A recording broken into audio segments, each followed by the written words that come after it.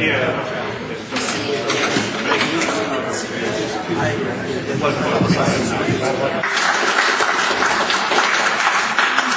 know, is this okay, folks? If you want the microphone to...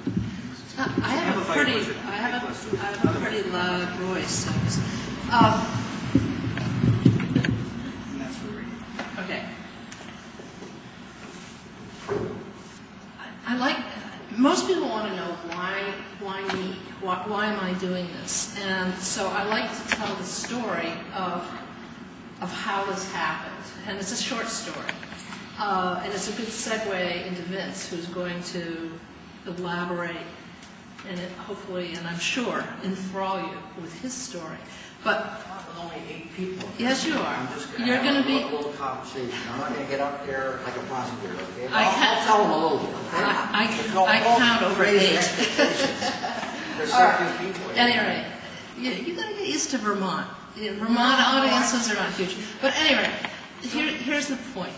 We talk a lot to each other. Yes. We will talk to a lot. Yeah. You're going out to the world. I just don't want, I'm not going to get up there and orate tonight. Oh, okay.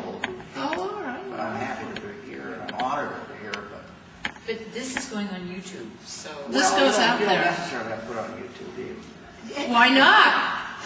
Because you're running for Attorney General, you're doing a great thing, and there should be a heck of a lot of people here tonight encouraging you and cheering you on. And it doesn't, He's more disappointed than I am, but I think that... I'm undiplomatic. She's running for office, I'm not. I believe in the power of the internet, YouTube, and so on. So I'm not particularly fazed yet. That makes sense. Public access TV, this can be put on too, so... Yeah, and probably what we should do is, you guys edit all that. Yeah. Right. Anyway, okay, so the story is that I have decided to run for Attorney General on the Progressive Party. They urged me to run because I'm an attorney, and I'm a progressive. And they wanted to run a full slate of candidates, so I agreed. And about 2 weeks later, a friend of mine put this book, the Prosecution of George W. Bush, into my hands because she knew that I, as an investigative journalist, I'd be very interested in it because he establishes in the book the evidence for why George W. Bush should be prosecuted for murder. And he will get into that very soon. Then the other part was when I started reading the legal framework, and as I started to read it, I came to this one sentence which said, any attorney general or any state's attorney in any of the 50 states can do this. And so when I read that, my heart skipped a beat, and then I started thinking, and I thought, my God, let's see now, I'm a Vermonter. And being a Vermonter is very, very important, I believe, because we're a very unusual state. We like to take the lead on things. We're very independent.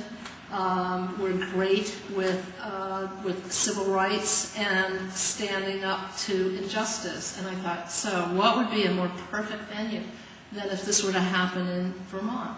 So that occurred to me. Another thing that occurred to me was that there are more deaths per capita in Vermont of our fine soldiers that were sent to war under false pretenses. And so Vermonters have paid disproportionately for this war. So that was another thought. A third thought was the fact that we had 36 towns vote in town meeting day for impeachment. And we have Dan DeWalt and his organizers to thank for that. There's the whole history in Brattleboro, the news that went around the world about Brattleboro citizens would arrest Bush if he stepped foot. That went all over the world, and Kurt Dames did a lot on that issue. So, Vermont is a place ripe for this to happen, and I was intrigued by that. Then you combine that with the fact that I have been an investigative journalist, and I do care deeply about justice. I also have a background in the Middle East. I've been a reporter there, so I've been very offended by how this war was handled. And one thing if you know a lot about the Middle East, is you do not send troops in as if you're hitting a sledgehammer over the people of Iraq. It's going to create all sorts of problems, and we've seen that that's what's happened. So for all those reasons, I decided to step forward.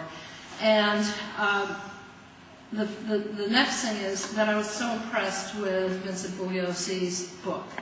I mean, clearly, if we're going to try to do this, we need someone very serious to do the prosecution. And when I found that Vince was actually coming to the East Coast at the very time I was making this decision, we sat and talked, and I became quite convinced that we were going to make a great team. He then he was going to a war crimes conference in Andover. We met there, then he came up to Vermont and sat with me while I made my announcement. So, and we've been a team ever since. He went off and did some interviews around the country, but he has come back and he is going to stay with me for as long as it takes, he says. If it means staying in Vermont for the rest of the next 2 weeks, he will do that. So I will now turn it over to a man who I greatly admire, probably the best prosecutor in the country, and a man who feels very passionately about this subject. He is the real deal, folks. And so now I turn you over to Vince. Let me say that I finally made it to Brattleboro. I think, is Kurt here? Or is he? Yeah, there he is. You folks invited me here in March. Other than Kurt, is there anyone else here that knows that I was invited to speak in March? Yes. Yeah. According to you, you're probably angry. Anyway, I apologize to you for not making it, but I'll tell you, I had a good excuse. I was working on a deadline for this book. I hadn't finished it yet. But I certainly honor you folks for what you did. In my eyes, you're all patriots, and you're the very best in America at the town hall grassroots level. I respect you very, very, very much. Some of you probably don't realize it, but you're going to appear in a documentary based on this book for the big screen. I told Kurt, a friend of mine, that he's got Hollywood on me. He's going to be in there. He's got a pretty big role in the documentary, but some of you folks will probably be in it too. Your way of proceeding against Bush differs, obviously, from mine, but each of us has the same identical goal, to bring this guy George Bush to justice. And I think you agree that if we're going to succeed, we have to do it together as a team and work together towards a common goal. She's already told you how we met, and the reason I wrote the book, obviously, is to bring George Bush to justice. I didn't write it for any other reason. Well, I got to make money too. I have to feed my family. But the main reason I wrote this book, above all, was I could not stand the thought that this guy took the nation to war under false pretenses. And well over 100,000 people have died, and he's enjoyed himself throughout the whole war. No question about it.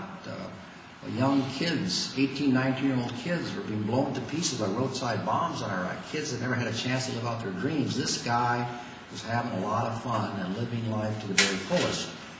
And I don't like to see anyone get away with murder, not even one murder. Just don't like it at all. I don't know if some of you know that I wrote a book about the Simpson case. Simpson got away with 2 murders. And I was so angry that I could have eaten nails. And my wife, who I haven't talked about the 2 weeks yet, I haven't gotten the approval yet from her, but I'm going to be I'm going to be by your side here. I'm not going to. But anyway, she came up with the title, Outrage. I wrote a book, Outrage, the 5 reasons why O.J. Simpson got away with murder. And it got up to #1 on the New York Times hardcover bestseller list. So if I can get so angry over just 1 or 2 murders, can you imagine the way I feel about this guy right here? Got an enormous animus toward him. But the problem is that I'm a private citizen, so I have the clout of an emaciated moth. Now, she can give me power, she can give me authority, but by myself, I don't have any authority. So I did the next best thing, to write a book. I laid it all out. The legal architecture to go against Bush, the evidence, the jurisdiction. For some courageous prosecutors somewhere in the land, either a U.S. attorney, a state attorney, or a DA. And therefore, I can't tell you how pleased I was when Charlotte called me and said she was running for Attorney General, and if she became AG, she was going to go after George Bush and appoint a special prosecutor. And anyone that meets her for more than a couple minutes, you sense immediately she's very likable, she's very intelligent, and she has the same passion against George Bush that I do, so we immediately clicked, to use her term. How long did we talk there? For about 2 hours that night. And I've said that you and I spent more time deciding what we were going to do and whether we could work together as a team than McCain spent with that gimmick of his from the last day. Apparently, he only spent, what, a half hour? Just terrible. Apparently he's hurt himself. Now it's backfiring on him. I should say that a voter said to me yesterday if I was a pit bull with lipstick. Yeah. And I wasn't wearing lipstick, and I said I don't really like pit bulls, but anyway, that's Yeah. Anyway. I was going to give more of a formal speech tonight, but there's so few people here, and I have to say I'm disappointed for Charlotte. She's doing not just a great thing, but a historic thing. And I thought that Brattleboro was kind of a hotbed or a center of opposition towards George Bush, and it's not that cold out tonight, is it? And maybe I kept the people away. They found out I didn't really stay away. You don't think so? I think it's the Red Sox. Oh, it's the Red Sox? I can't compete with them. It wasn't advertised all that. That's right. We didn't have much advancement. Yeah. So we had to do a lot of it on the fly. So. Anyway, in the book, those who have read the book, you know that I present evidence that proves beyond all reasonable doubt that this guy Bush took this nation to war in Iraq on a lie, under false pretenses, and therefore, under the law, he's guilty of murder for the deaths of over 4,000 young American soldiers who have died so far fighting his war in Iraq. Not their war, or your war, or my war, or America's war, but George Bush's own personal war. And let's not forget the over 100,000, and that's a very conservative estimate. Some estimates place the number in excess of 1 million. The over 100,000 innocent Iraqi men, women, children, and babies who have died horrible, violent deaths because of this guy, George Bush. They think it's like well Pardon? over 100. They think it's well over 100,000 people. Yeah, I just use a very conservative estimate. In the end note, I talk about other estimates. Late 2007, some estimates were putting the number in excess of 1 million. Yes. So I'm being very conservative, and Bush is guilty of those murders too. But despite the fact that I spent many, many hours at the law library, I was unable to establish jurisdiction for him here in America to prosecute him for the murders of the Iraqi civilians. I was able to establish jurisdiction here in the United States of America to prosecute him for the deaths of the over 4,000 American soldiers. The terrible reality that this guy, George Bush, has gotten away with thousands upon thousands of murders. And we, America, the American people, cannot let him do this. But there's another reality. Up to now, this particular point in time, no one has done anything at all to George Bush. Nothing. No impeachment, not even an investigation of him by Congress or the Department of Justice. Clinton, who did virtually nothing at all, the consensual sex outside of marriage, tried to cover it up. I don't have to tell you what they did to him. He was savaged by the mainstream media, including the so-called liberal New York Times and Washington Post. The monstrous, grotesque Ken Starr did everything within his power to destroy Clinton, and perhaps even much worse. Who do you think paid for the 7-year, $70 million effort to destroy Bill Clinton? Who paid? We did. That's right, you did. The United States government funded Ken Starr's 7-year, $70 million effort. Clinton was impeached, almost driven from office. The right wing wanted to hang him in the town square at noontime, and it's over nothing, just sublime silliness. Yet we have Bush taking the nation to war under false pretenses, and thousands upon thousands of humans have been killed and slaughtered, and no one is doing anything to him at all. And then comes this very courageous, honorable woman, Charlotte Dennett, who says, wait a moment, folks, this is the United States of America. And in America, as far as you recall, and I recall, no man is so high that he's above the law. So Charlotte said the evidence of Bush's guilt is clear. There's jurisdiction, and I'm going to go after him and bring about justice for the American people. That's why I thought there'd be a much more large audience here to cheer you on this. But you all speak to your friends and neighbors, and you can make phone calls. So you have to knock yourself out to get this lady elected. In traveling around the country, I'm sensing more and more too many people are satisfied, think it's sufficient punishment for George Bush for what he did, just to call him nasty names. Just to call him nasty names. I've been on shows with some talk show hosts, and they say, Mr. Bugliosi, all I want is for him to get off the screen. I don't want to see him anymore. I want him to go away down to his ranch. I said, wait a while, folks. What about this thing called justice? There's 100,000 people in their graves. We sentence people to death for just one murder. Here there's 100,000 murders, and all they want to do is get rid of them. And if they do anything, call them bad names. So she wants to do something. Punish him. And if you folks believe that he should be punished for what he did, then you've got to knock yourself out to make sure that she's elected the next Attorney General of the state of Vermont. Kurt's leaving already.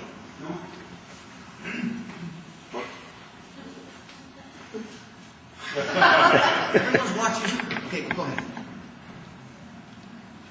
Charlotte, by the way, we have a pretty big country, right? Over 300 million people, I think.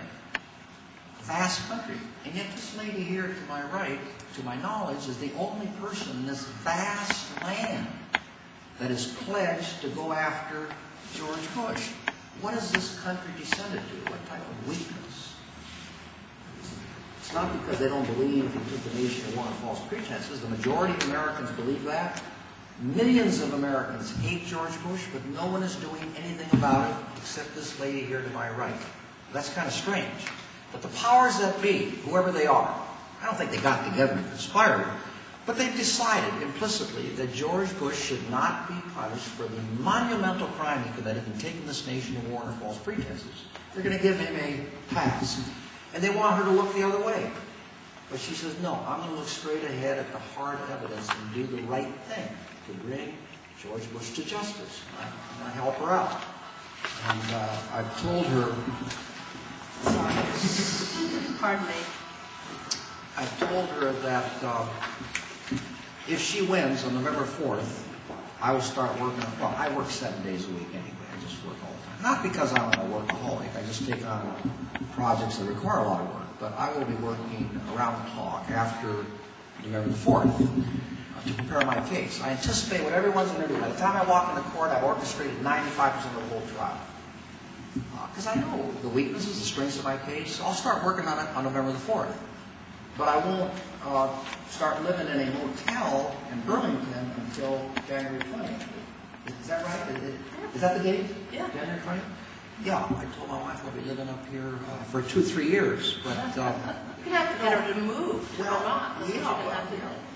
But I just feel that we cannot permit him to get away with murder, and I'm not going to be satisfied. I'm not going to be satisfied until I see that guy in an American courtroom being prosecuted for first-degree murder. Yes. Anyway, I want to talk a little bit about the evidence. If I were going to give a formal speech, I'd get into more evidence. But let's just talk about one pretty powerful piece of evidence, which I presented to Congress, the House Judiciary Committee, on July 25th, I think it was, the Conyers Committee. And by the way, as I was talking, the Republicans, the House Judiciary Committee, were trying to shut me down. One of them, when I was presenting the evidence, his name is Lamar Smith, the ranking minority member from Texas. He started shouting out something, and I didn't hear exactly what he said. I don't have a computer, but I understand on YouTube you can hear him saying to Congress, if you don't stop him, referring to himself, I'm going to have an aneurysm. And then he started looking at me and he says, you're getting into classified information. I said, no, Congressman, you are 100% wrong. This document right here has been declassified. This other document was never classified. And after I was through testifying, a couple of members of the media came up to me and said, why were the Republicans trying to shut you down? I said, I'll tell you why, in a couple words. They're much more Republican than they are American. These people are the most unpatriotic, un-American people of all. And you folks out there, if you're typical, you're going about the wrong way. I hear all the time Democrats, when they're being accused by the right wing of being unpatriotic. No, no, no. we love America and we're just as patriotic as you are. You hear that all the time. Wrong.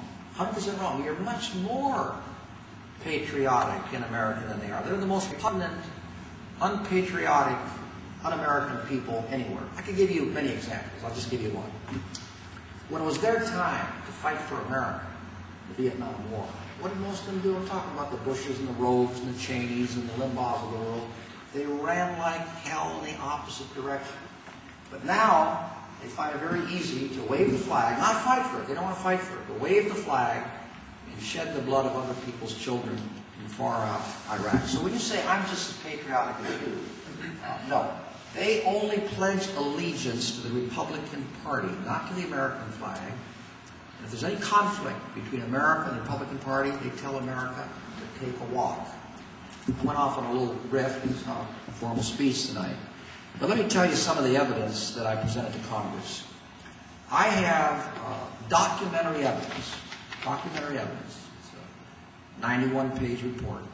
It's called the National Intelligence Estimate of 2002. That when George Bush told the nation on the evening of October the 7th, 2002, from Cincinnati, Ohio, the first time he talked about Iraq and Hussein being a threat to the security of this country, when he told millions of Americans that Hussein was an imminent threat to the security of this country, he was telling millions of unsuspecting Americans the precise opposite of what his own CIA told him just 6 days earlier in a classified top-secret report on October the 1st, that Hussein was not an imminent threat to the security of this country, that he'd only be a threat if he feared some type of attack on him, an imminent attack on him, by us. In other words, he'd only be a threat if he was forced to fight in self-defense. And we found out later that he was no threat at all. The same U.S. intelligence agencies, by the way, that said he's not an imminent threat, they thought he had weapons of mass destruction. Weapons of mass destruction does not equal, I'm going to go off on another little tangent. Weapons of mass destruction do not equal being an imminent threat. And yet millions of Americans, including the House Judiciary Committee, can't get that thought through their mind. You hear all the time, Mr. Bugliosi had weapons of mass destruction. I told Congress, well, wait a while, Pakistan has weapons of mass destruction. China, Russia, Britain, Germany, are we going to war with them? The only issue, there aren't 2 or 3 issues here. There's only one issue. And that issue is whether a nation that has weapons of mass destruction is an imminent threat to the security of this country. And the same 16 U.S. intelligence agencies that said Hussein had weapons of mass destruction, we found out later that they were wrong because he destroyed them all in 1991 at the end of the Persian Gulf War. They were sensible enough to realize that Hussein was not an imminent threat to the security of this country. Come on. It's a joke. If Will Rogers, the old humorist, if he were alive today and someone said that Hussein was an imminent threat to the security of this country, he'd probably say something like this: that's the most unheard of thing I ever heard of. Now let me give you in just one sentence. I'll give you in just one sentence why he's not an imminent threat. I'll tell you why. There's no way you can get around it. No possible way. He's not an imminent threat because Hussein wanted to live. And when you want to live, you do not attack the United States of America or help anyone else do so. It's as simple as that. You cannot get around it. Here's someone who slept in a different bed every night. He had about 20 doubles. I'm trying to think of some of the other things that Hussein did. He had 2 separate food tasters testing every morsel of food he ate. There's a supporter. No, I know that. I can just tell. He's got to think about it. He wants to go after Bush. And at the moment, he's going after the ankle of Christina. Anyway, where did we find Hussein? Where did we find him? Hiding like a rat at the bottom of an 8-foot spider hole. And he told his captors, don't shoot. So Hussein wanted to live. And therefore, he was not an imminent threat to the security of this country. But George Bush got up and told millions of unsuspecting Americans the exact opposite of what he knew to be the truth. It's on page 8 of a 91-page document. But it gets worse than that, as if that's not bad enough. What could be worse than telling millions of unsuspecting Americans the exact opposite of what your own CIA has told you? But it gets worse than that. Because 3 days later, on October the 4th, the Bush administration put out an unclassified summary version of this October 1st classified report. The reason they made it an unclassified version is they wanted to give the summary version to Congress and the American people. And this unclassified version came to be known as the White Paper. And in this White Paper, in which U.S. intelligence said that Hussein was not an imminent threat to security of this country, what did Bush and his people do? They deleted that entire conclusion from what they gave Congress and the American people. That White Paper did not contain that conclusion. Completely deleted. A couple other things that were deleted. In that top secret classified report, in the area of nuclear arms, there were several important dissents. All of those dissents were deleted from the White Paper that was given to Congress and the American people. There's no end to the immorality of these people. They're supposed to be so religious and patriotic and all that stuff. Also in the top secret report, the conclusion that Hussein had weapons of mass destruction, there was a preface to it. It was stated as an opinion. We assess that, or we judge that. Hussein has weapons of mass destruction. Those words in the White Paper that was given to Congress, those words, we assess that, we judge that, were all taken out. So what we have here, as I told Congress, I said, we're talking here about a matter of war and peace, with the safety and lives of millions of human beings at that time hanging in the balance. And under those circumstances, and with Congress about to vote in just 1 week on whether or not to authorize George Bush to go to war, October 11th, do you folks know of anything that could possibly be worse and more criminal than the Bush administration deliberately keeping this all-important conclusion from Congress and the American people? And yet, unbelievably, there's no other word for it, they got away with all of this. And how evil and perverse and sick and criminal can Bush and his people be?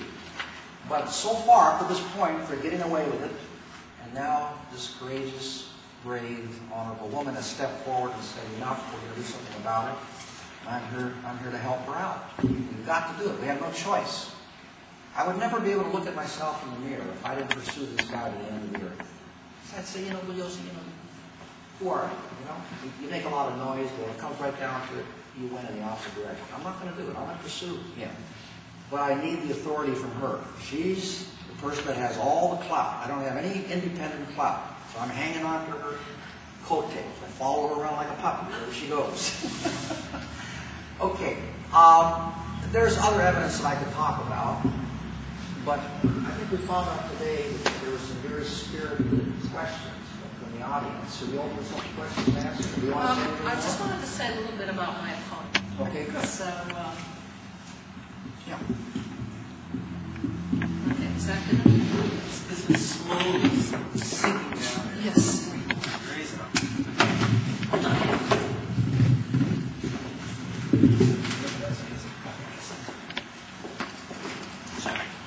Well, actually, the first person to come out against my candidacy was not the incumbent Attorney General. It was the Republican National Committee, interestingly enough. I had announced my candidacy with Vincent at my side back on September 18th, and the AP reporter apparently called the White House for a comment, and the White House would not comment. Instead, they deferred and told him to go to the Republican National Committee, which is very interesting because ostensibly the RNC now is under the control of the new leader of the Republican Party, McCain. But here we have, and McCain is trying to distance himself from Bush, but when it comes to Bush's crimes, then it's the Republican National Committee has to, cover for him, I guess. So their response was on a blog on the Wall Street Journal, and the spokesperson for the RNC tried to marginalize me. First of all, they would not even mention that I had chosen Vince as my special prosecutor should I win. And I have found this, that whenever there's an effort to discredit me, they will not mention Vince, for obvious reasons. Because you've got probably the top prosecutor in the country coming in to do the prosecution. And who's going to argue against him? I mean, it's going to be hard, and it has been hard, by the way. So far, we have not gotten one serious legal critique of what he is saying. But they will try to marginalize me. So the RNC tried to marginalize me as a fringe element. And the way I turned it around on them was to say that there had been a poll, a CBS poll that was done 5 years ago, in which it was stated that the majority of Americans believed that this war had been conducted on a fraudulent basis. And that was 5 years ago, and of course the American people have learned a lot more since then. So I had suggested that the fringe element occupy the White House, and that these were the people that were completely out of touch with the sentiments of the people in the nation, and most definitely with the people in Vermont. So that is how I handled it, and my response is on my website, charlottedennett4attorneygeneral.com. If you go and you find the commentary to the Wall Street Journal blog, I think you will find it very fascinating. Because, I mean, if you really want to sink your teeth into this debate, it goes in many different directions, and it's very fascinating. For me, of course, the whole question is holding our leaders accountable for what they do. And it seems that there has been a serious problem, certainly on the federal level and in Congress. And but anyway, I want to get into what my opponent, William Sorrell, had to say. We faced off in our first debate a couple weeks ago, Channel 17, which is community television in Burlington, and he was equally dismissive and said, you know, all she wants to do is just throw these issues out there.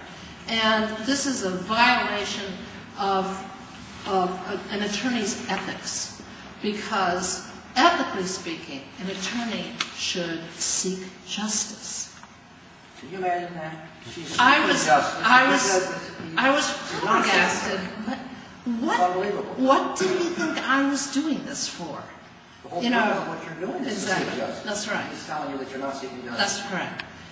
I don't know. I was really floored by that. As a matter of fact, I was so floored that I went to the Vermont Bar Association office, and I have the code of ethics. It's hanging on my wall, but I thought, is there some other code of ethics that I'm not aware of? So I got the piece of paper, and basically, I forgot to bring it with me, it's in the car, but basically it says an attorney will not engage in frivolous frivolous lawsuits. That's basically the shorthand of what it's saying. And apparently that's what he's suggesting that I'm doing. And once again, I mean, I think this man is really out of touch with what Americans feel about this war, how angry they are, that there's been such a willful violation of the rule of law by George Bush and other members of his administration. So I challenged him on that. And I really just asked him, I said, do you really care? I did. I asked him that on another debate. I think it was the VPR. Do you really care about what happened to those soldiers, the Vermont soldiers, for sure? I believe it's 23 at last count, that have died because they went to war thinking they were doing it for patriotic reasons, but in fact it was for a lie. Do you care about that? How about the 4,000 that have died? Over 100,000 civilians. At any rate, I've also challenged him on the question of jurisdiction. He says that it can't happen in Vermont. You know, you have to have the body in Vermont. And he was saying that, you know, how could you prosecute Bush for murder when Bush, at last I knew, hasn't even come to Vermont? We're the only state where Bush hasn't set foot. Maybe because of Brattleboro, I'm not sure. But, and their threat to arrest him, the citizens, if he did set foot. I really don't know the reason why he decided not to come to Vermont. But the point is, he doesn't know the law. And I challenged him on this too. I said, first of all, Mr. Sorrell, Vincent Bugliosi sent a copy of his book to every attorney general in the country, and you chose not to read it because he lays out all the arguments for why it can happen in Vermont. And secondly, I have put those legal arguments on my website, and you would think that if you knew that somebody was challenging you on the law, that you would check out what this person is saying. And I don't recall his response to that. I don't think he had a very good response. So you can draw one or two conclusions. Either he doesn't know the law, or he willfully does not want to know the law. And if he willfully does not want to know the law, then the question is, why? I have not had that answered to my satisfaction, but I will say that there is a movement in Vermont, and not just in Vermont, I'm sorry, but there's a movement around the country in which lawyers are now seriously looking at the role of the separate states to use murder statutes to go after these individuals who have so willfully broken the law. And the reason is because the federal government has let us down, Congress has been weak-kneed, impeachment isn't going anywhere, and I don't know how many of you saw the article in the Boston Review of Books, but there was one recently in which the question was asked. We've got so much evidence against these people, against Bush and Cheney and the rest. What are we going to do? What is a citizen to do? We're just going to let them go scot-free? And so that's why prosecuting Bush on using murder statutes in the state of Vermont is so important. This is not trivial or funny. This is very serious. This is the next stage to our preserving our democracy, as far as I'm concerned. Because if we walk away from this, then we're letting these criminals go scot-free. And I, in my conscience, cannot have that happen. Well, And not nor only that, but if we let them go scot-free, God only knows. right. No, they'll keep doing it. And one of the ideas, another additional idea, is the deterrence factor. They've got to know that it's not going to happen anymore.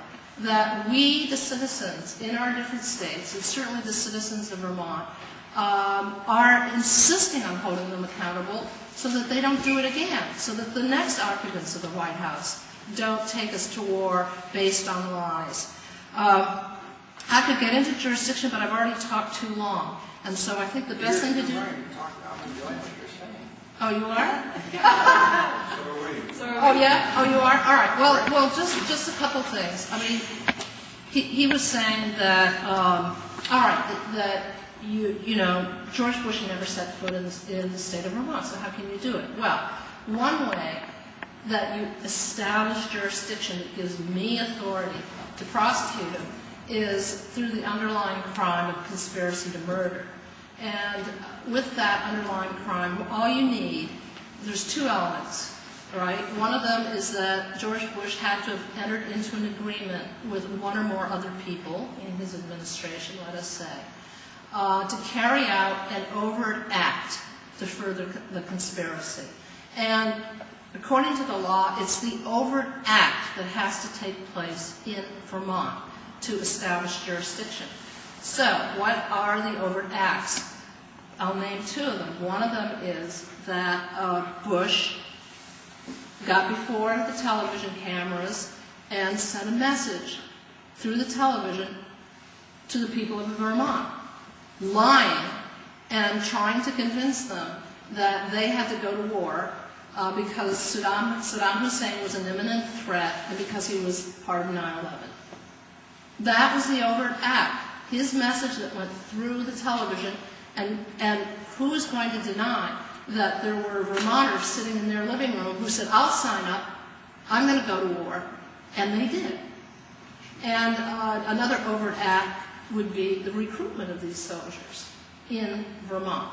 Okay, so that is establishing the underlying crime of conspiracy to commit murder, and you don't even need a body for that underlying crime. So then you get down to the crime of murder itself. And in that case, you have to think about the state of mind of the criminal and whether he was engaged in express malice or implied malice when he wanted to engage in sending troops abroad unlawfully. And many people ask about the question of was there an intent to kill? You know, some people will say, oh, you know, he didn't really intend to kill soldiers when he launched this war. And look, I mean, we can say, yeah, he didn't intend to kill, you know, soldier A and soldier B and so on. But by intent, what we do mean is that he absolutely knew that he was sending soldiers off into harm's way with the likelihood or the good possibility of death resulting. He knew that. And even if he didn't, let's just say for the sake of argument that he didn't know, then you get into the element called implied malice, which is that he certainly sent soldiers to war willfully and knowingly, that he was doing it with reckless disregard for the consequences. He was engaged in a reckless act because he knew that they would die, and he also knew that he was doing it under false pretenses. So we believe that that we can show murder. Do you want to elaborate on that? Just want to elaborate. You're much smoother in